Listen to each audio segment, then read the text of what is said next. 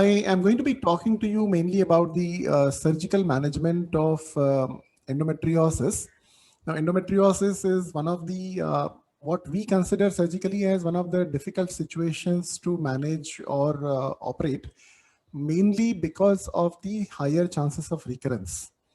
Uh, Basically, before we start off, let me show you a visual impression of how endometriosis looks surgically, or what exactly it is that we do surgically to treat the endometriosis. So then after that, when I talk to you about it, it may make a little more sense to be able to understand this. So what I'm going to show you right now is initially the normal picture of the uterus and the ovaries. So this is the trocar which we put inside.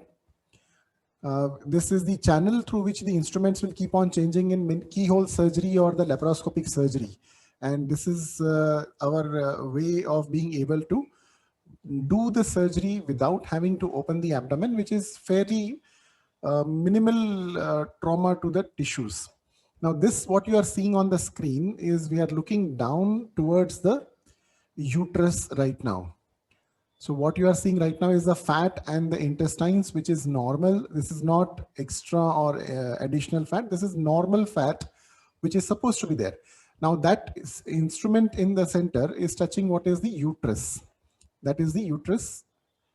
This is the normal anatomy, which I wanted you to take a look first before I show you something which involves a lot of endometriosis. So you could say the size of an orange. The normal uterus would be the size of an orange, and this is a normal ovary and the tube. So a normal ovary would be the size of a small or a medium sized lemon.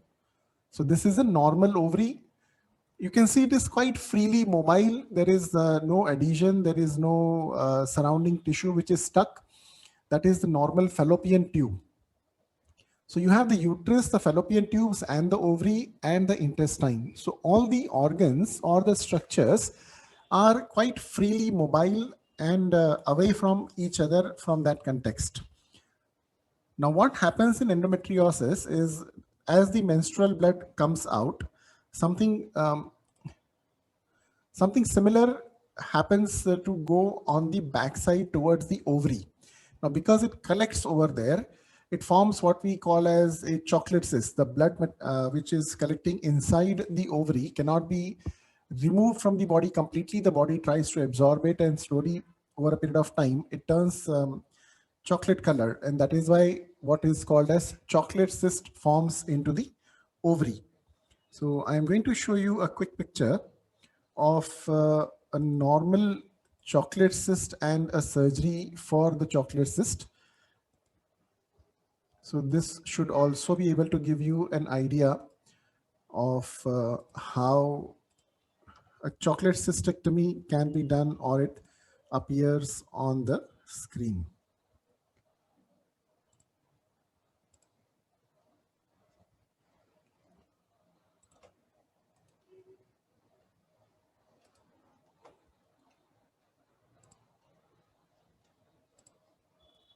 So now this, what you are seeing on the screen, is this is an ovary which is enlarged.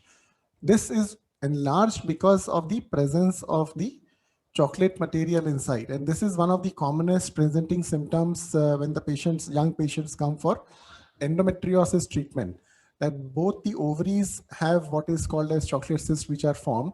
And then we do a laparoscopic surgery, clear off the cyst, repair the ovary so that it becomes normal. This is a surgical step where we are injecting a solution with vasopressin. It basically is a solution which is going to help us in reducing the amount of blood loss which happens when we remove the cyst wall.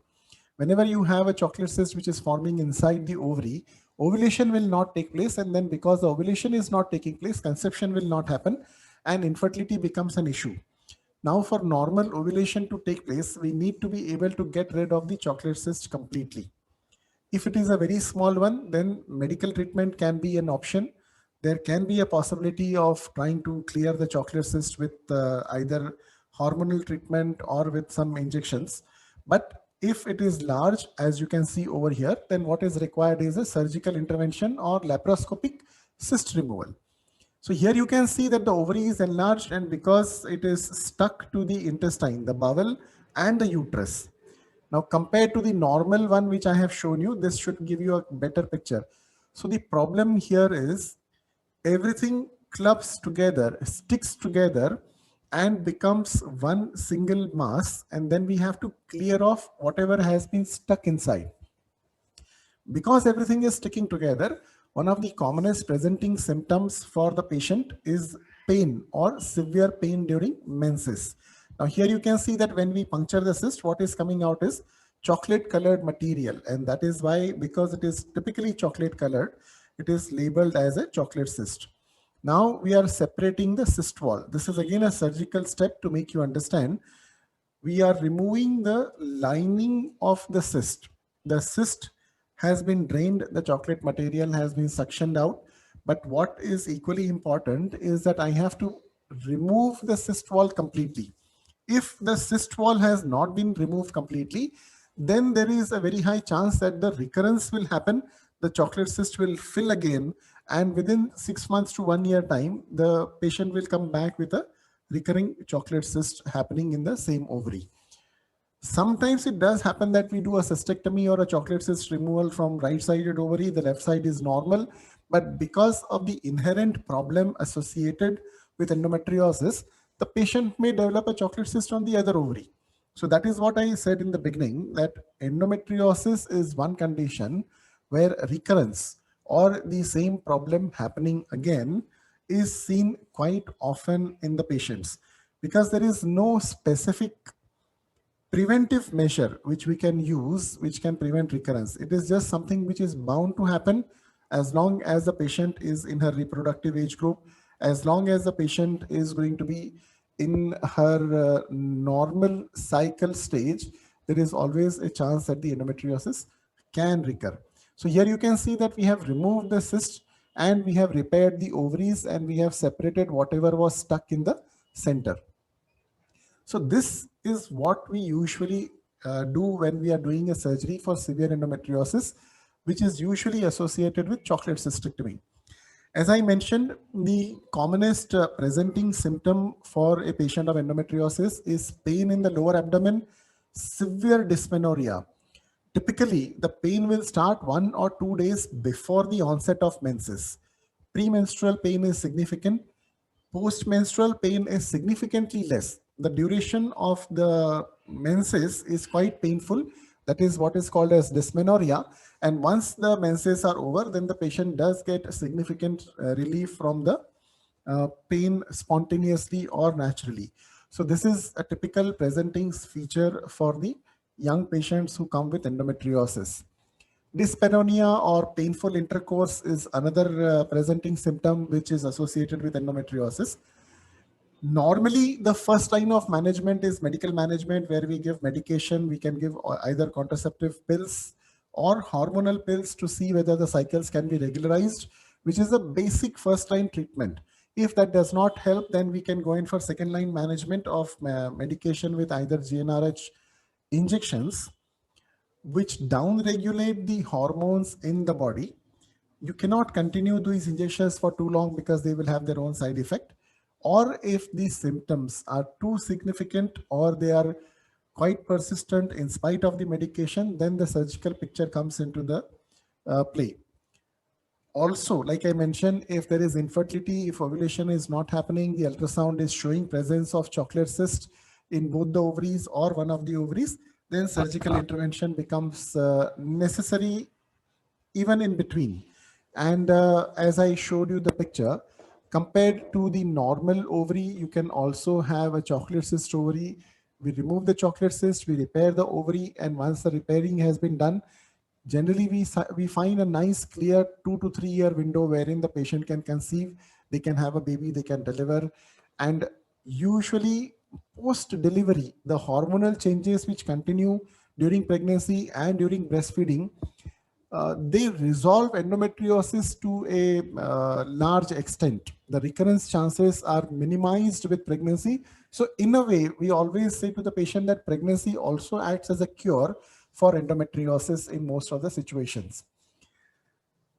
Surgical intervention is one of the last stages that cannot be managed medically. We manage surgically. Surgical intervention definitely gives a significant amount of pain relief to the patient. The chances of fertility increases significantly. One of the situations what we deal with is also called as adenomyosis. The uterus becomes enlarged, bulky, and hard. The ability of the uterus to contract during menses is compromised, and that is why the menses become extremely painful. Sometimes to do debulking, we have to operate and reduce the size of the uterus laparoscopically, which is also called as adenomyomectomy. That also has both the benefits. It reduces the symptoms of the patient, as well as it does improve the chances of the patient conceiving and becoming pregnant again. I do a lot of laparoscopic surgery, so my main forte is to treat the patient surgically. Surgical results are fairly good enough, and what we experience is mainly the pain relief factor is much more, and that is what the patients need.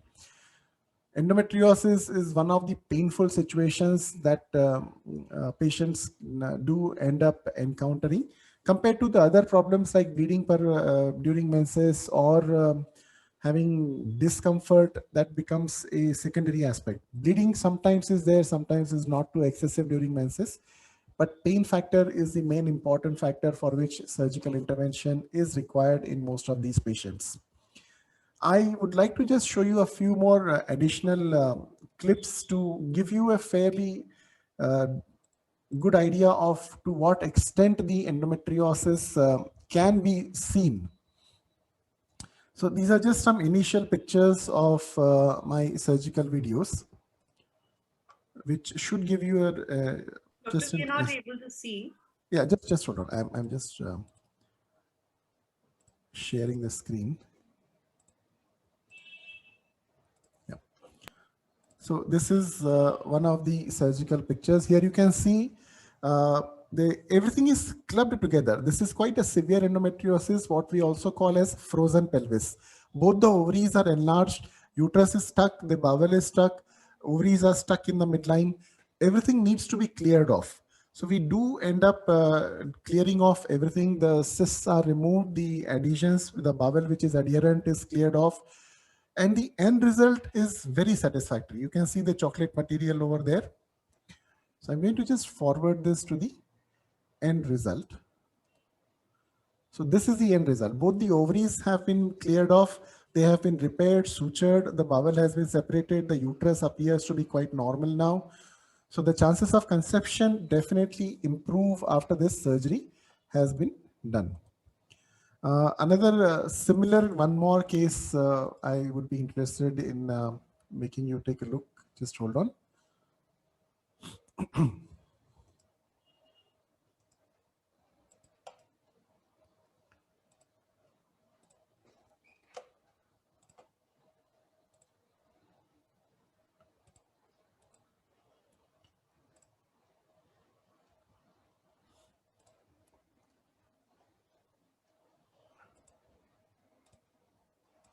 So this is another similar case. The bowel is being separated right now.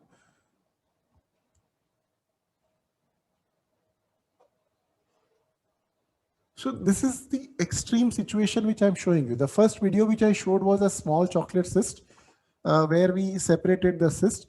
But these are the patients who have been suffering for 5 years, 10 years. They have been having difficult menses. They have continued to have a problematic menstrual period of 5 to 7 days every month. And somehow the reluctance to get operated results in the suffering being prolonged, and ultimately the surgery is required. So what I wanted to highlight is that there are some situations which definitely benefit with a surgical intervention.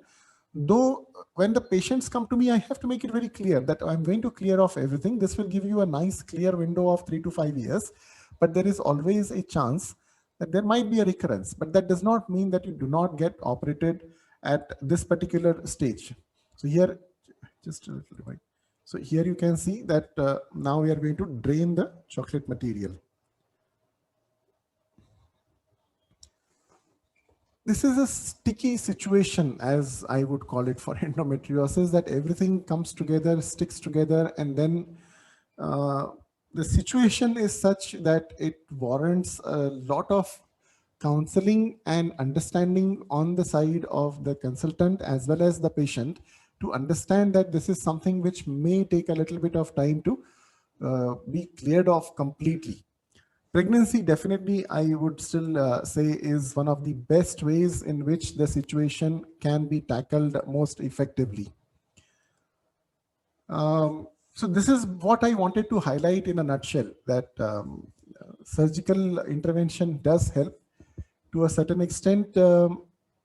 Medical management may help, but what we encounter, because I do laparoscopic surgeries only, what I do encounter is patients who have really prolonged undergoing surgery for too long, and the situation has become much more troublesome. And 9 out of 10 patients at the end of surgery always give a feedback that they wish they had gotten it done earlier. With this, I would like to wind up what I wanted to talk about, and it would be easier to have a discussion if there are any questions. Yeah, Rajesh, we will do this at the end. Sure. Because some questions are shared between endoscopist and a fertility specialist. So Yes. already there are a lot of questions, and we will encourage them to put some more questions based on endometriosis. Once again, we are going to answer only questions which are related to the two topics that we are discussing. So we have a big audience of almost 150 patients. So we want them to write as many questions as possible on the subject, endometriosis as well as IUI. So now I will require to share my screen. You will require to unshare your screen and Yes. So I'll connect with you again after 15 minutes. Is that all right? yes, yes, yes. Thank you, Dr. Gautam. Thank you. Bye.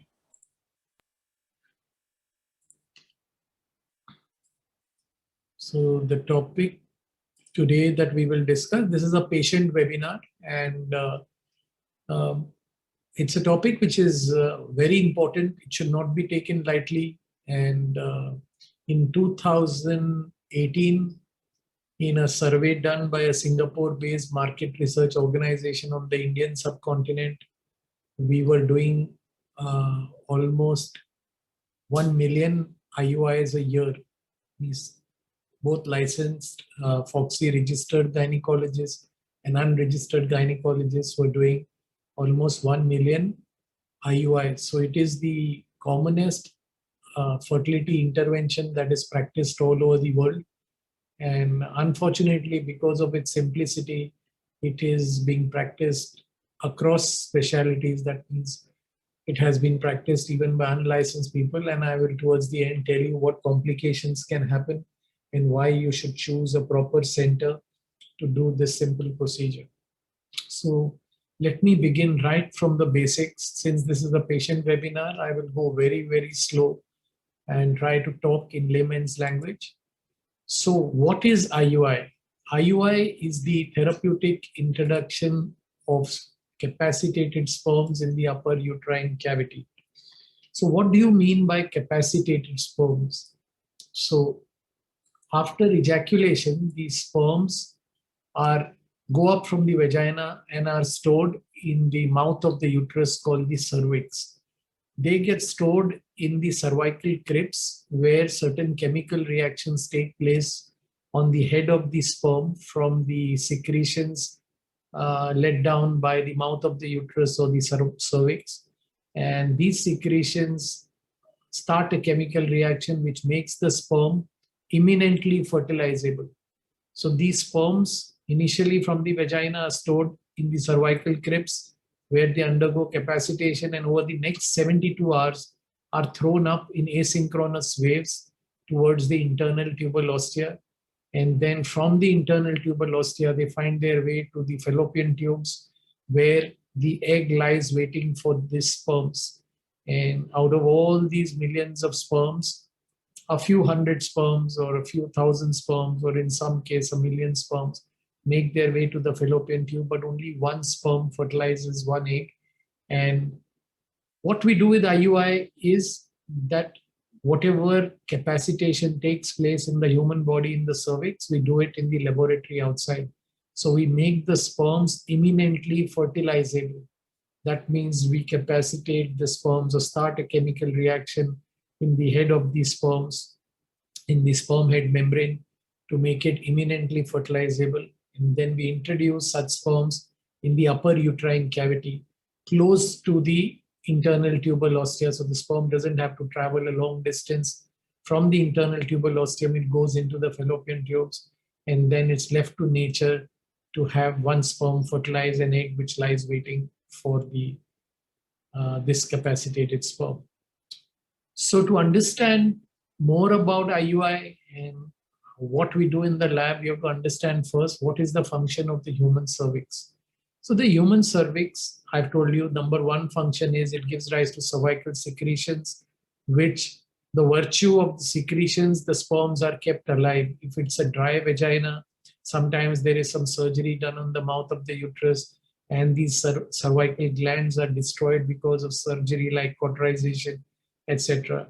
And you have no cervical secretion, so the sperms just die. The sperms are kept alive for 72 hours by these cervical secretions. It acts like the physiological filter, the human cervix. So it removes the dead sperms, the epithelial cells, all the dirt, grime, etc. Everything is filtered out, and only the live, actively motile sperms are allowed to go up beyond the mouth of the uterus and store in the cervical crypts.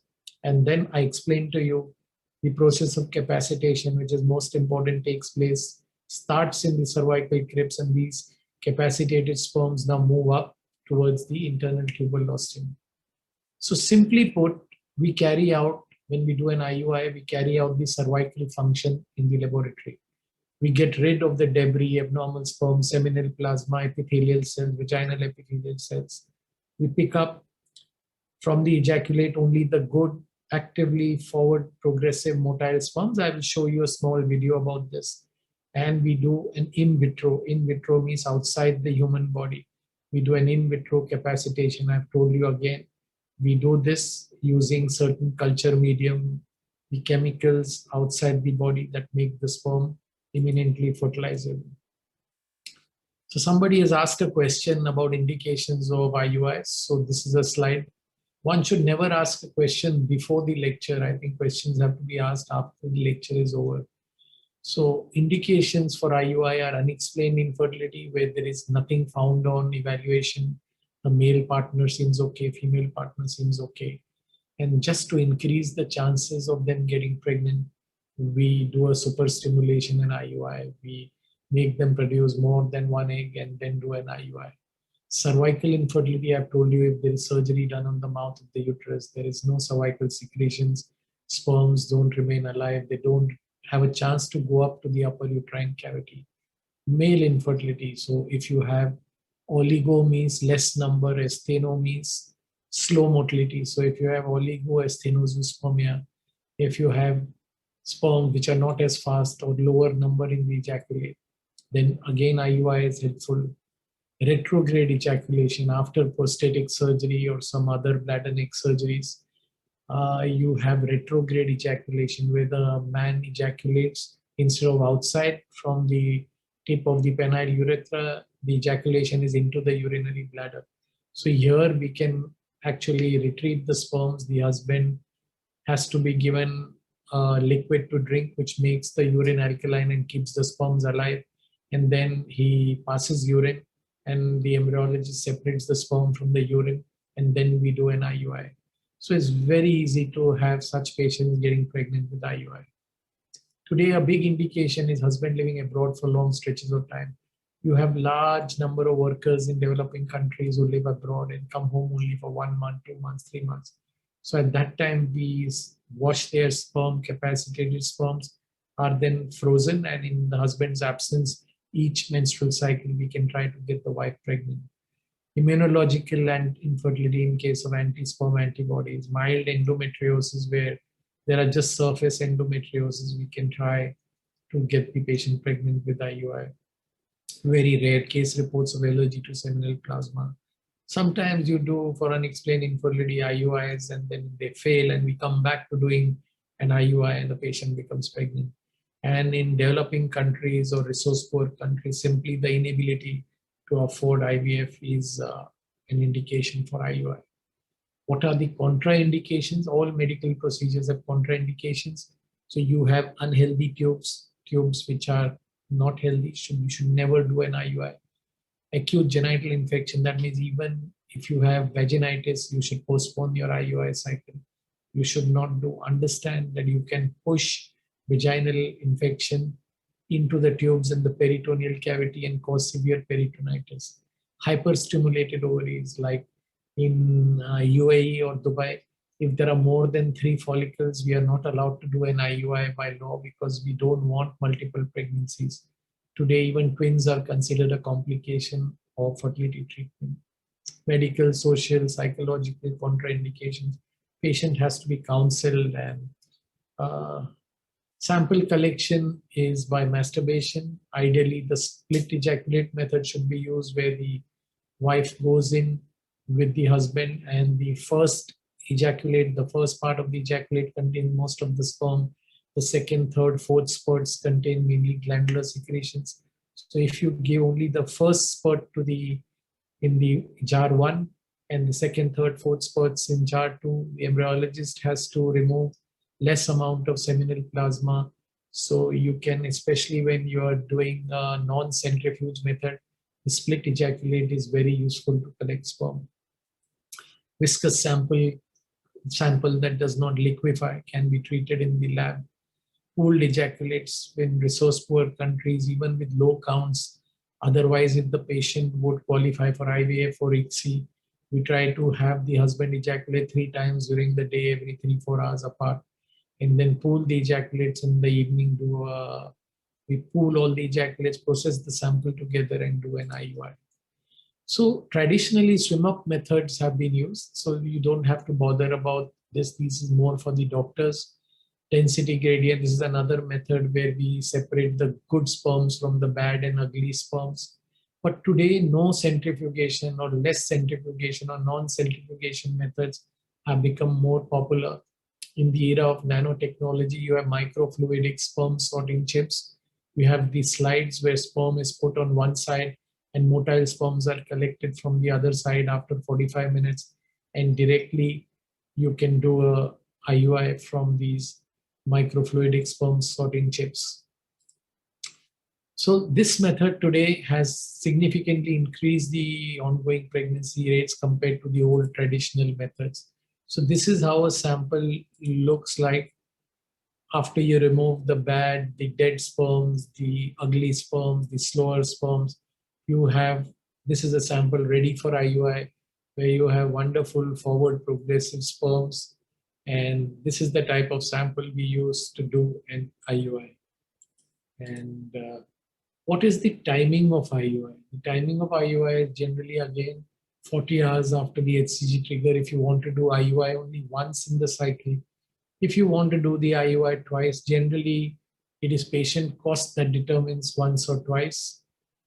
Medical evidence or evidence-based medicine says that 2 IUIs are better than 1 IUI. And if you have to do 2 IUIs, it's 24 and 40 hours after the HCG trigger. And there are different medications that we use when we do an IUI. Commonest is clomiphene citrate, or Clomid as it is known in most of the world, compared to fertility injections or gonadotropin. And the person who monitors the diameter has to know that eggs with clomiphene mature at a larger diameter than with gonadotropins. And again, endometrial thickness cannot predict ongoing pregnancy achievement. So there are some gynecologists who cancel IUI cycles because of thin endometrium. This is wrong. Patients should not be abandoned because of thin endometrium. This is what I was telling you, 2 IUIs before and after ovulation results in a higher pregnancy rate. And so it's called a double IUI. And When you do a cost benefit analysis, again, doing 3 or 4 IUIs maximum before proceeding to IVF is better. So again, this is mainly a slide that you have to understand that always combine IUI with superovulation. Superovulation means producing more than one egg, producing 2, 3 eggs. If you have larger number of eggs, simply put this slide, I will tell you in layman's language. If you go to a bowling alley and you throw a ball, if there is one skittle lying there, you might hit it, you might not. But if there are 4 or 5 skittles lying there and you throw a ball, there's greater probability you will hit the ball. So this is exactly what happens by superovulation. You produce more than one egg, and then when you do an IUI, you have higher probability of getting pregnant. When is IUI not beneficial? In older women above the age of 38. You should not keep repeating it beyond 3 or 4 cycles. And you should always use injections rather than tablets if you want higher success rates. This is what we meant. Injections are superior to tablets when you want higher success rates. And clomiphene is still the gold standard. It was introduced in clinical practice in 1963 and is still the gold standard. Do not repeat IUI more than, say, 3 times, at the most 4 times if you're done using gonadotropin. If you're using clomiphene, migrate quickly to gonadotropins. And how much of bed rest is required? So no more than 15 minutes bed rest is required. After that, it is just psychological. Immobilizing for 15 to 20 minutes IUI, all that is required. And another important thing is that usually you process the sample in a lab, and many gynecologists process the sample in a pathology lab and ask for the sample. So the sample should not keep lying there in the lab for a long time after it is ready, after the sperms are capacitated. A maximum 60-minute limit is interval between the onset of post-war sperm incubation and IUI time. Like all medical procedures, IUI has severe complications. And usually sperms are very hardy creatures compared to eggs. If eggs are exposed to light, they die. But sperm, there is a very nice paper. This is pregnancy after IUI with sperm retrieved from the rectum. All those who want to do some more reading should understand this man had a recto-urethral fistula. Every time he was ejaculating, the sperms were landing in the rectum. So the sperms were retrieved from the rectum, and 3 times the sperms are washed in a good medical IVF laboratory. And then whatever clean sperms were got, they were used for IUI. And this man completed his family of 2 with sperm retrieved from the rectum. So what are the take-home messages for IUI success? This first one is more for doctor. Do not inseminate more than half a cc. Even if the lab sends you 1 ml, just transfer 0.5 ml. The softer the catheter, the better the results. The IUI procedure must be finished within 2 minutes. And you should ideally, your first 200 IUIs, you must do on a partially full bladder with transabdominal sonography guidance. I must have personally done over 20,000 IUIs, but I still prefer to do them under ultrasound guidance on a partially full bladder. And remember, if there is blood inside or outside the catheter when you finish, or if your physician has done an IUI and you're bleeding, then the chances of pregnancy go down.